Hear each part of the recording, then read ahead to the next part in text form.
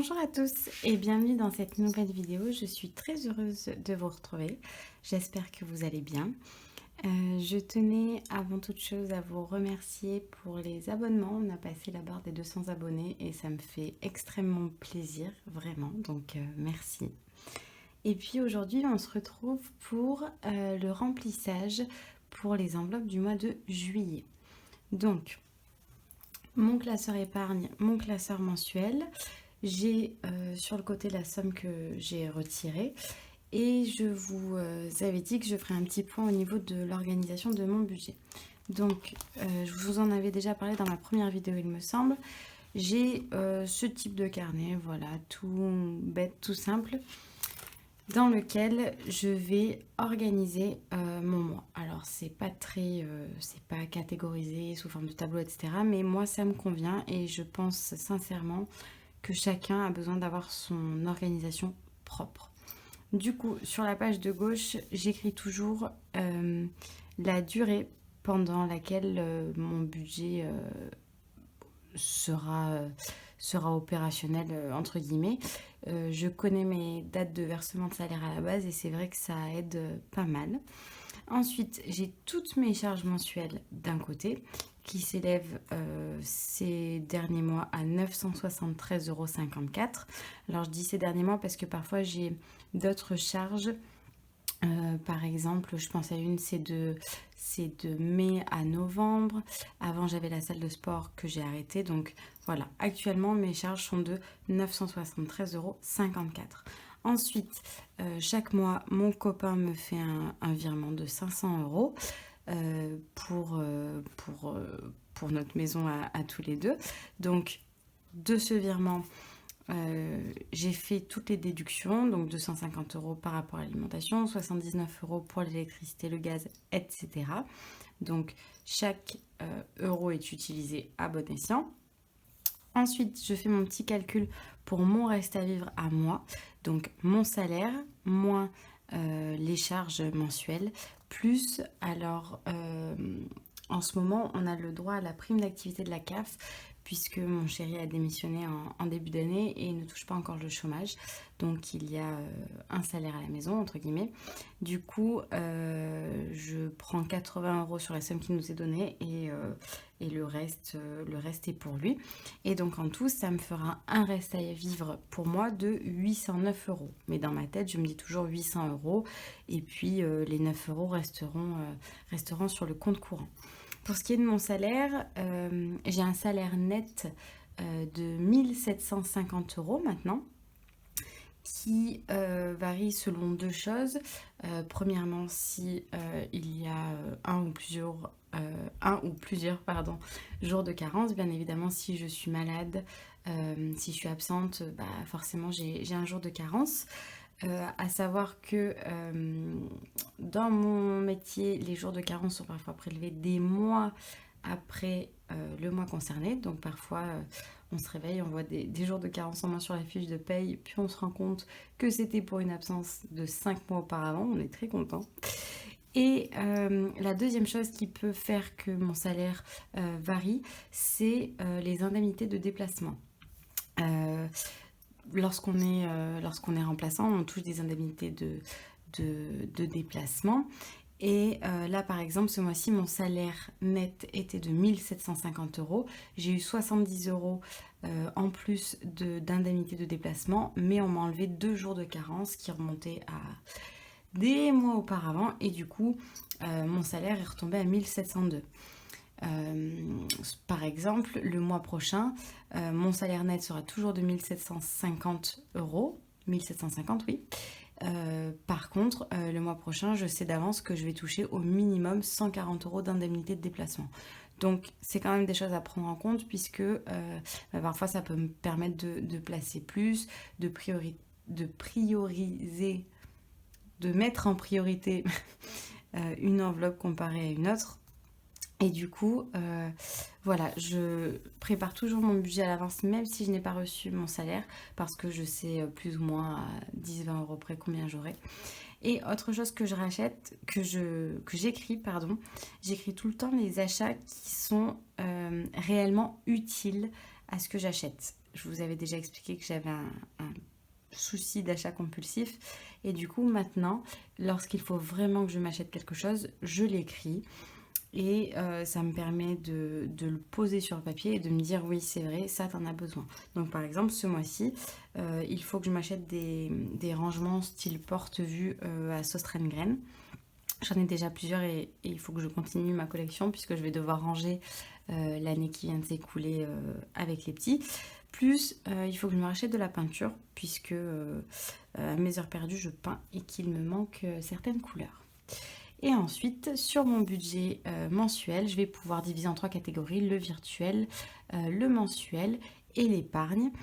Donc, mon budget mensuel ce mois-ci est donc de 800 € si j'arrondis, dont 100 € qui seront en virtuel. Donc, pour mes enveloppes, j'ai retiré 700 € plus 100 € qui proviennent du virement de mon chéri, puisque de ces 100 €, on gardera les 50 € d'alimentation pour Picard dans mon budget frigo, là, la petite enveloppe mensuelle, et puis 50 € que je mettrai pour la taxe foncière.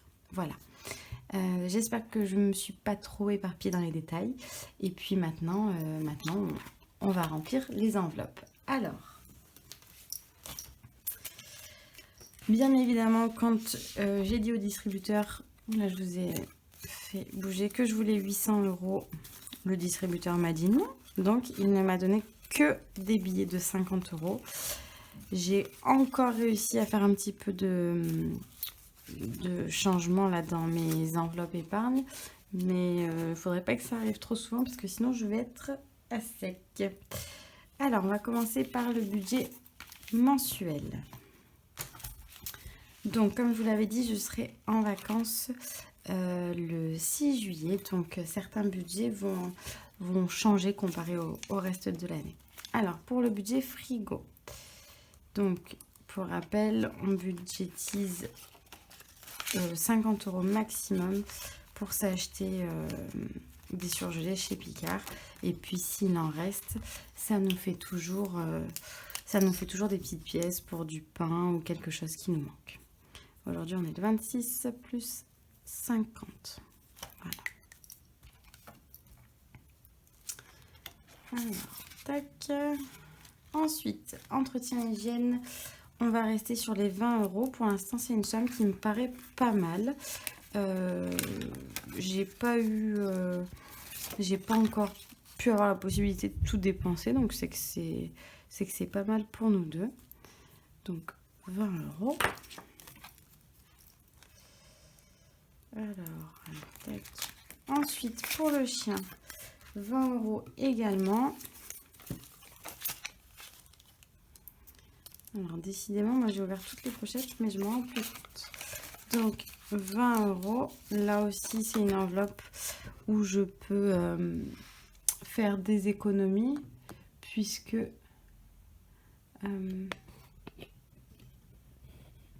alors, j'espère que vous n'aurez pas trop bougé. Mais mon portable a fait des siennes. Voilà. Donc, l'enveloppe pour mon chien, 20 €. C'est généralement une enveloppe où il me reste toujours un petit quelque chose. Donc, tant mieux. Alors, 20 €. Pour la santé, on va mettre 10 €. J'espère que j'aurai assez de petites coupures là. 10 € pour la santé. Pour l'essence, je vais descendre, je vais mettre 60 €.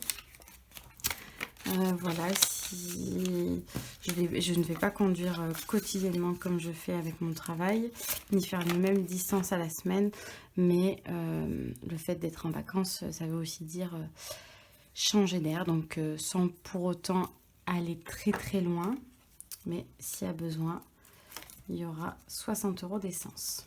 Et puis peut-être, je l'espère qu'il en restera. Restaurant sorti, on va mettre 60 €. On aura davantage le temps. Donc, on va profiter un petit peu. Alors, 28 juin plus 60. C'est ça, oui. 60 € en même temps. Je regarde de côté sur le petit carnet que je ne me trompe pas. Le perso, on va mettre 30 €. Donc ce mois-ci, par exemple, il faut que j'aille à Sauce Reine Graine, hein. Et pour l'instant, en achat réellement nécessaire dans le perso, c'est tout ce qu'il y a. Je n'ai besoin de rien d'autre. Hormis pour les soldes où je vais chercher des pièces précises, mais sinon pour moi, hors vêtements, je n'ai besoin de rien d'autre. Shopping, on va mettre 50 €. Il faudra que je me fasse un tracker, parce que là c'est ce que j'avais fait, mais du coup c'est pas top. Bon, c'est pas grave. Donc on est le 28 juin et on met plus 50.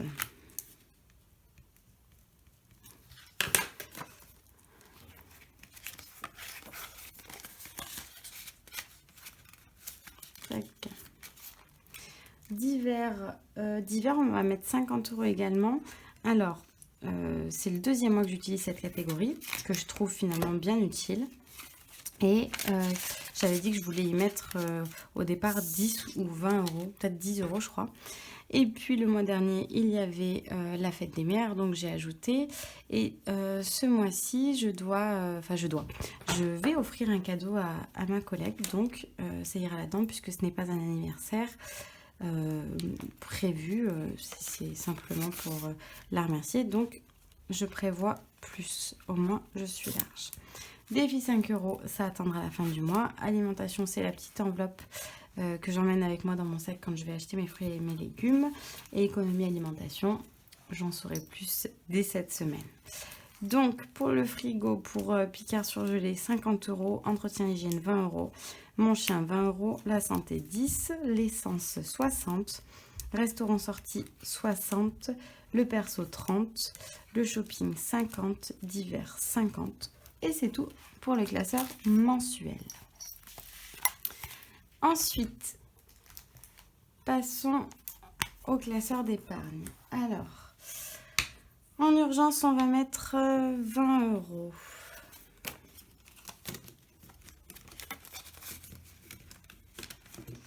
Alors, donc, ah oui, c'est pas le même... Tac, je n'ai pas rangé les bons feutres à leur place. Donc, nous sommes le 28/6 plus 20 € et ça nous fait 330 €. Super. Alimentation, on ne touche pas. Dans les factures, je vais rajouter 30 €. Alors, normalement, l'enveloppe facture, je vais m'en servir en décembre parce que j'ai des frais bancaires entre 40 et 50 € en décembre, mais il y a aussi la vidange, donc c'est bien de voir que cette enveloppe augmente en attendant. Donc plus 30 €, donc on est à 120 €. Pour le remboursement de mon crédit, on va ajouter 10 €, comme ça on sera à 50 €. Donc tac, on va l'écrire là, le 28 juin plus 10 et nous sommes à 50 €. Et je vais également mettre un petit coup de feutre. Donc là j'ai mis 10 € et c'était la dernière fois que j'avais la possibilité de mettre 10 €. Maintenant ce sera soit de 20 à 50 €. Voilà. Bon, petit à petit ça avance. Taxe foncière, on va mettre 100 €. Donc il y a 50 € de mon salaire et 50 € de mon chéri. Ça aussi, si je m'étais intéressée aux enveloppes plus tôt, je n'en serais pas là pour la taxe foncière cette année. Ma foi, ce sera mieux l'année prochaine, hein. Alors, tac. Donc, nous sommes le 28 juin, pile un mois, plus 100 €. Donc, on est à 220. Par exemple, là, je sais d'avance que la taxe foncière, même si j'avais commencé au départ à mettre de côté chaque mois, et puis après, j'avais dépensé pour combler les découvertes, etc.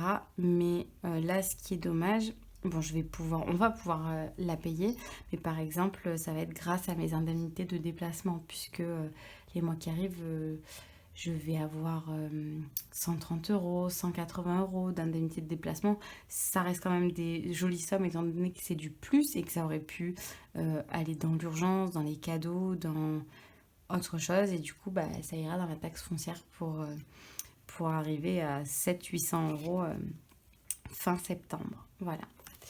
Vétérinaire, ah oui, j'avais commenté sur la dernière vidéo, puisque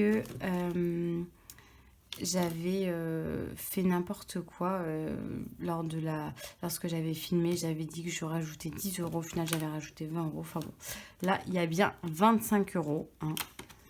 Je compte devant vous, voilà, 10, 15, 20, 25, on est bon. Mais vétérinaire, là pour cette fois, on ne va rien rajouter.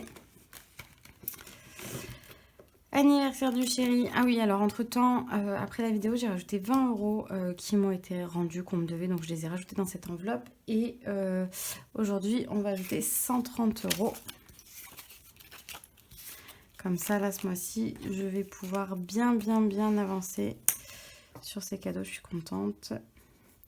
Donc, plus 130 et on est à 250.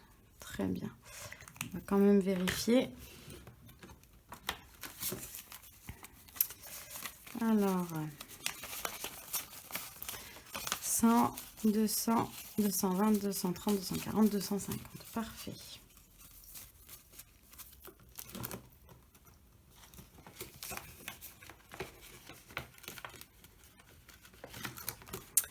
Noël, je ne rajoute rien ce mois-ci. Noël du chéri, je ne rajoute rien ce mois-ci. Noël et anniversaire, non plus. Les travaux, je ne rajoute rien. La voiture, je vais rajouter 10 euros.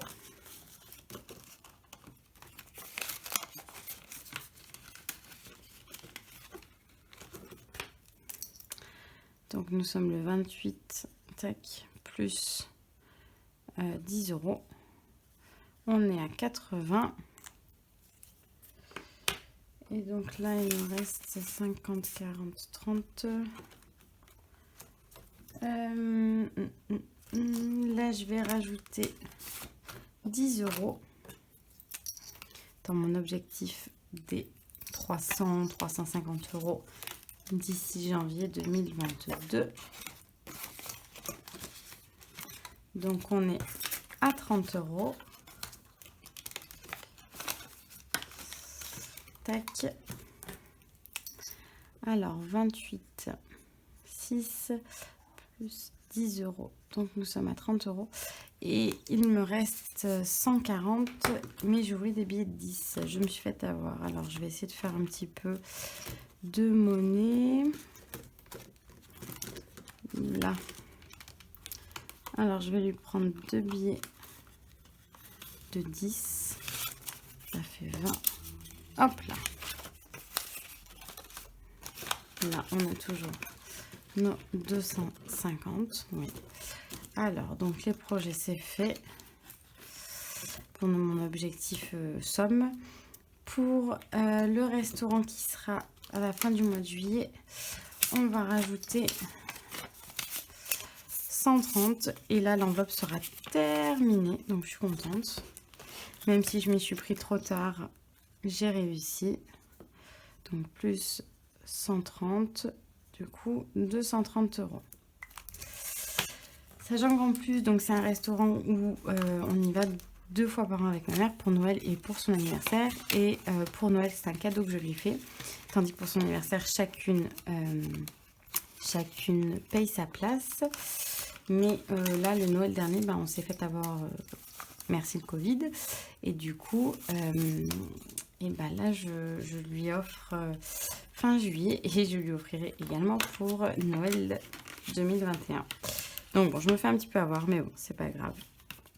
Ça nous fait plaisir, on passe un très bon moment. Donc, aucun regret à avoir. Et pour le perso, pour mon enveloppe d'épargne personnelle, la mienne, je vais me rajouter 10 euros. Voilà. 30 euros. Alors, Au niveau de mes épargnes en urgence, nous sommes à 330. En alimentation, toujours 50. Facture, nous sommes à 120. Remboursement du crédit, nous sommes à 50. Taxe foncière à 220. Vétérinaire, toujours à 25. Anniversaire du chéri, nous sommes à 250. Noël de la famille, 50 euros. Noël du chéri, toujours 10 euros. Noël et anniversaire, amis belle famille, 20 euros. Les travaux, 50 euros. La voiture, 80. Les projets, mon objectif de somme d'avoir 300 à 350 euros d'ici janvier 2022, nous sommes à 30 euros. Pour le restaurant, nous sommes à 230 et l'enveloppe est terminée. Du coup, elle me resservira pour décembre et je pense que je la commencerai fin septembre. Et pour mon enveloppe à moi, nous sommes à 30 euros. Voilà. Cette vidéo est terminée. Voilà, j'ai fait le remplissage pour ce mois-ci. J'espère que la vidéo vous a plu et que peut-être que l'organisation que je vous ai présentée pourra ou pourrait vous convenir. Voilà.